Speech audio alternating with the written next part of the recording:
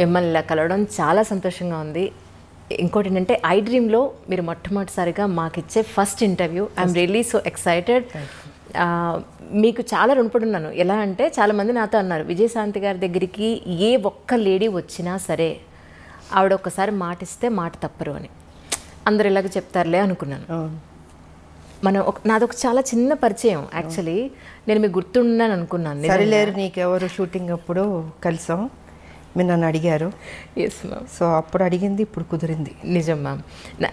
నాకు ఎంత సంతోషం అంటే మా లాక్డౌన్లో మీ డోర్ కొట్టి మ్యామ్ ఇంటర్వ్యూ ఒకసారి గుర్తు చేద్దామని వచ్చానంటే మీరు ఇక్కడి నుంచి అంజలి నువ్వు నాకు గుర్తున్నావు, నేను నీకు ఇంటర్వ్యూ ఇస్తాను, మాట ఇచ్చాను, ఇస్తాను అని అన్నారు.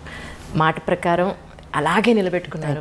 Thank you. నాకు ఇప్పుడు అనిపిస్తుంది ఏంటి అంటే మీలాంటి వాళ్ళు కదా నిజంగా రాజకీయాల్లోకి రావాలి. మాట ఇచ్చారు అని అంటే అది నిలబెట్టుకునే మనుషులు కదా రాజకీయాల్లో ఉండాలి. But really ma'am such a great meeting with you. Thank you. చాలా చాలా సంతోషంగా ఉంది. అది నేను నా సంతోషం చెప్పలేకపోతున్నా ఒక్క మాట. మన ఇంటర్వ్యూ మొదలు పెడతాం, ఇలా ఇంటర్వ్యూ మొత్తం పూర్తూనే ఉంటారు. Really ma'am, really ma'am. Ma'am actually మీ లైఫ్ని ఒక 3 పార్ట్స్గా తీసుకుంటే, ఒకటి మీ పర్సనల్ లైఫ్, 2 సినీ రంగ ప్రవేశం, 3 రాజకీయ జీవితం. ఈ మూడింటిని ఐ డ్రీమ్లో ఒక బయోగ్రఫీ లాగా కమింగ్ జనరేషన్స్ ఎప్పుడు ఆల్మోస్ట్ యూట్యూబ్లో 100 సంవత్సరాలు ఉంటుందట. సో దీన్ని ఒక బయోగ్రఫీ లాగా తీసుకుని మీ జీవితంలో ఈ 3 ఎలిమెంట్స్లో ఇంపార్టెంట్ ఎలిమెంట్స్ని అలా డీటెయిల్డ్గా తీసుకుందానే ఉద్దేశంతో వచ్చిన కారణం. ఈ అవకాశాన్ని ఇచ్చిన మీకు నిజంగా చాలా చాలా ధన్యవాదాలు. ఒక్కసారి ఇప్పుడు దసరా నవరాత్రులు నడుస్తున్నాయి, చాలా డిఫరెంట్గా పెట్టారు బొట్టు. ఈ బొట్టుకి దసరాకి లేదు, నేను దీక్షలో ఉన్నాను. నేను ఆ పూజ చేస్తున్నాను, నేను నవరాత్రి పూజలు. సో కొన్ని పూజలు అంటే నేను డెఫినెట్గా నేను చేస్తూ ఉంటాను. సో ఇది నవరాత్రి కాబట్టి అమ్మవారికి ఆ దీక్షలో ఇంకా చేస్తున్నాను నేను. ప్రశాంతంగా ఉంటుంది మాకు, అంటే మార్నింగ్ అన్ని పూజలే ఉంటాయి కదా మాకు. గేట్ లోపలికి వస్తుంటేనే గేట్లోకి వస్తుంది ఒక ఫ్లేవర్, ఒక పువ్వుల వాసన, ఒక అగరబత్తి ధూపం. అది ఇల్లంతా మొత్తం పూజలు అగరబత్తులు అన్నీ ఉంటాయి. ఇంకా దేవుడు అంటే ఆ పూజ అంటే ఇంకా దానికి మనం టైం కేటాయిస్తూ ఉంటాం. కాకపోతే రాజకీయం మాకు ఉంటుంది, తప్పదు. సో దేవుడికి ఇవ్వాల్సిన సమయం ఆ సమయం నేను ఇచ్చేస్తాను. మార్నింగ్ నేను ప్రశాంతంగా ఉంటుంది ముందు. ఈ అంటే పర్టికులర్గా ఆ బుట్ట అలా పెట్టడానికి కారణం ఏదైనా ఉందండి? ఏమో నాకు తెలీదు. దేవుని దండం పెట్టుకుంటా అలా పెట్టేస్తాను అంతే. ఇలా పెట్టాలి అలా పెట్టాలని ఏమి ఉండదు. అది ఆ పూజ చేసినంతసేపు స్వామిలో ఆ లీనమైపోతున్నట్టు ఉంటుంది.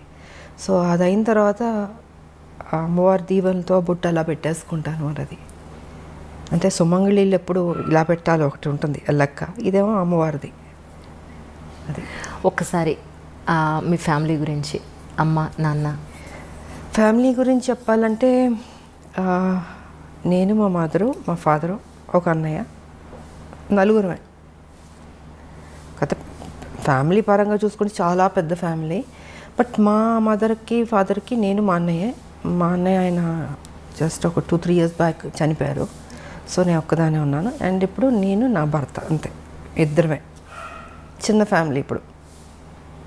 కానీ మీ గురించి తెలుసుకోవాలి ఇంటర్వ్యూ కోసం అన్నప్పుడు నాకు యూట్యూబ్లో చాలా వీడియోలు మీ నాన్నగారు అంటే మీకు చాలా ఇష్టమని, మీరు షూటింగ్ టైంలో ఉన్నప్పుడు నాన్నగారు కాలం చేశారని, దాన్ని అసలు ఆ టైంలో మీరు కళ్ళు తిరిగి పడిపోయారని కూడా కొన్ని వీడియోలో చెప్పడం జరిగింది. ఒక్కసారి నాన్నగారి గురించి తెలుసు. యాక్చువల్గా దేవాలయం షూటింగ్ చేస్తున్నాం, అమరావతి, గుంటూరు నుంచి అమరావతి.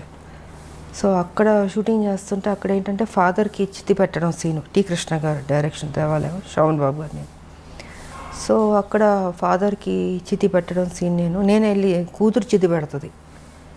ఆ సమయంలో ఏంటంటే ఇక్కడ చెన్నైలో అప్పుడు మా నాన్నగారు పోవడం జరిగింది. నాకు తెలియదు, చెప్పలే, టి కృష్ణ గారు ఎవరు చెప్పలే. సరే ఈవినింగ్ షూటింగ్ అంతా అయిన తర్వాత ఇన్ఫర్మేషన్ వచ్చింది. ఇప్పుడంటే మనకు సెల్ ఫోన్స్ ఉన్నాయి, అప్పుడంతా ల్యాండ్ లైన్, టైం పట్టేది, దొరికేది కాదు. ఐ థింక్ 6:37కి టి కృష్ణ గారికి వచ్చింది మెసేజ్, ఇలాగా ఫాదర్ పోయారనేసి. సో ఆయన ఏం చేశారంటే పోయారని చెప్పలే నాకు. నైట్ షూటింగ్ ఉండింది. డే అంతా శ్మశానంలో షూటింగు, నైట్ వచ్చి ఈ దశావతారాలు పాటలు తీస్తున్నాం అది. సో దానికి నేను డ్రెస్ చేంజ్ చేసుకోవడానికి క్లాసికల్ డ్రెస్ చేసుకుని రెడీ అయ్యి వస్తున్నాను. టి కృష్ణ గారు అన్నారు, ఇలా నాన్నగారికి బాగాలేదంట, బయలుదేరమ్మన్నారు అన్నారు. అంతే చెప్పారు. ఏమైందంటే లేదు బాగాలేదన్నారు, అంతే టెన్షన్ అవ్వబాకమ్మా, బాగాలేదన్నారు అన్న. సరే ఆల్మోస్ట్ అన్ని ట్రైన్లు వెళ్ళిపోయినాయి. నైటు అంటే అమరావతి నుంచి గుంటూరుకు రావాలి కదా, వచ్చేటప్పటికి 11-12 అయినట్టుంది నాకు. ఇంకా 12 లాస్ట్ ఒక ట్రైన్ ఉండింది, ఆ ట్రైన్ పట్టుకుని నేను చెన్నైకి వచ్చాను. చెన్నైకి వచ్చి ఇంటికి వచ్చి చూసేటప్పటికి నాన్నగారు పడుకుని ఉన్నారు. నాకేం అర్థం కాలే, అట్లా టోటల్గా అప్సెట్ అయిపోయి మధుర అక్కడ కూర్చున్నారు. ఆవిడ వస్తుంది, నాకేం అర్థం కావట్లే. ఎందుకంటే మా నాన్నగారు అంటే చాలా ఇష్టం నాకు నిజంగా. సో ఇంకా అలాగా ఆయన చనిపోవడం జరిగింది. అండ్ దాని తర్వాత మళ్ళీ 1 year గ్యాప్లో మా మదర్ పోయారు. అంటే ఒక దెబ్బ మీద ఇంకొక దెబ్బ.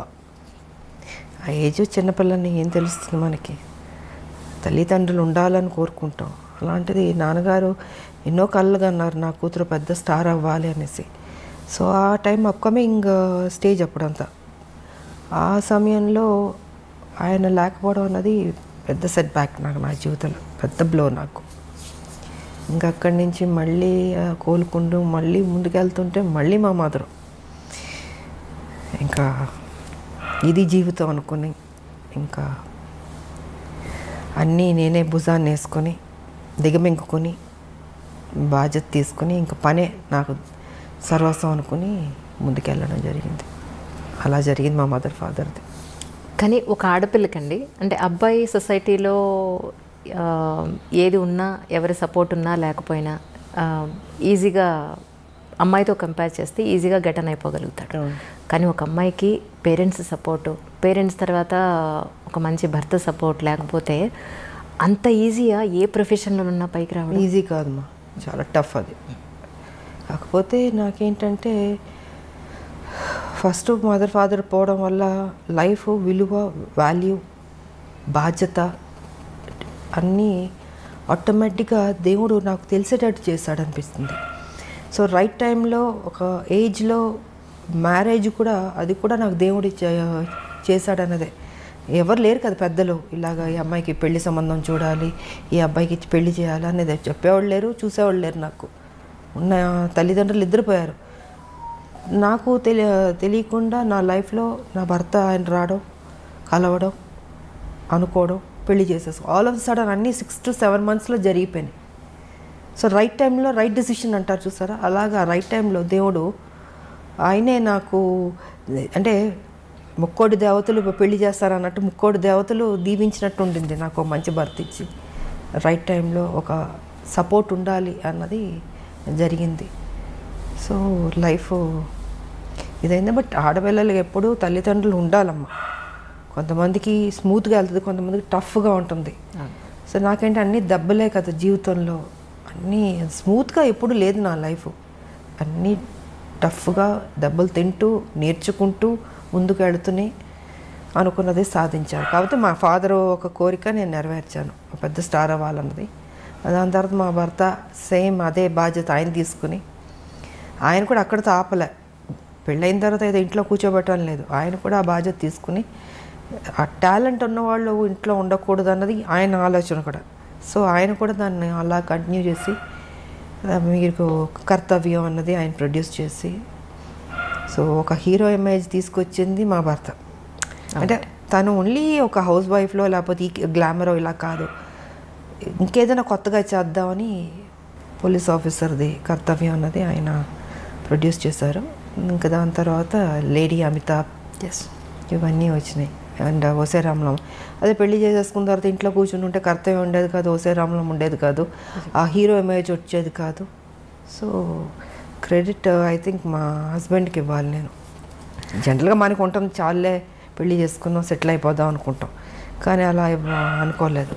ఇంకా అది కూడా కాదు, దాని తర్వాత మళ్ళీ పాలిటిక్స్ కూడా నా మనసులో ఉంటుంది మనకి, కాకపోతే అవన్నీ జరుగుతాయా అని ఒక డౌట్ కూడా ఉంటుంది. కానీ వెనక నేను సపోర్ట్ చేసి ముందుకు నడిపిస్తూ, ఈ దారిలో వెళ్ళు, ఈ దారిలో నువ్వు చేయి, నీ డ్యూటీ నువ్వు కరెక్ట్గా చేయి, ఆటోమేటిక్గా అన్నీ సర్దుకుంటాయి, మంచి జరుగుతాయి అన్నది ఆయన చెప్పింది. ఇంకా అలాగా. కానీ ఒక విమెన్ ఏ ఇండస్ట్రీలో ఉన్నా సరే ఒక ఇమేజ్ తెచ్చుకోవడం, వాళ్ళకంటూ ఒక గుర్తింపు తెచ్చుకోవడం అనేది చాలా కష్టం. అందులో గ్లామర్ ఫీల్డ్లో, ఫిల్మ్ ఇండస్ట్రీలో ఒక హీరో ఇమేజ్ అనండి, అది కమర్షియల్గా అయినా సరే లేదంటే ఒక వాల్యుబుల్ పాయింట్లో అయినా సరే, మీరు ఒక హీరో ఇమేజ్ని అప్పట్లోనే హీరోలతో సమానంగా మీరు రెమ్యునరేషన్ పాయింట్ ఆఫ్ వ్యూలో కానీ మీ ఒక మాటకు విలువ కానీ అప్పుడు మీరు అంతా సంపాదించుకోవడం అనేది మామూలు విషయం కాదు యాజ్ ఎ విమెన్. సో అదంతా ఈజీ అండి. ఒక అమ్మాయికి ఒక హీరో ఇమేజ్ని తీసుకొచ్చి ఫస్ట్ థింగ్ ఏంటంటే మనం మెంటల్గా ప్రిపేర్ అవ్వాలి. హీరోలు ఫైట్ చేసేది మనం చూస్తున్నప్పుడు, మేము హీరోలు పక్కన చేసేటప్పుడు కొన్ని సీన్స్లో వచ్చి హీరో ఫైట్ చేస్తుంటాడు, మనం రియాక్షన్ ఇవ్వాలి. అప్పుడు అనిపించేది అయ్యో పాప ఇంత కష్టపడుతున్నారు, ఇంత ఎగురుతున్నారు, కొడుతున్నారు, దెబ్బలు తగులుతుంటాయి వాళ్ళు కూడా. అలాంటిది నాకు వచ్చేటప్పటికి అసలు ఫస్ట్ నాకు కొంచెం టైం పట్టింది నేను అడ్జస్ట్ అవ్వడానికి. అంటే ఆ ప్యాటర్న్లోకి తీసుకురావడం, నా ఫిజిక్ కావచ్చు, నా ఆ స్టైల్ కావచ్చు, ఒక మహిళలా చేసినట్టు ఉండకూడదు.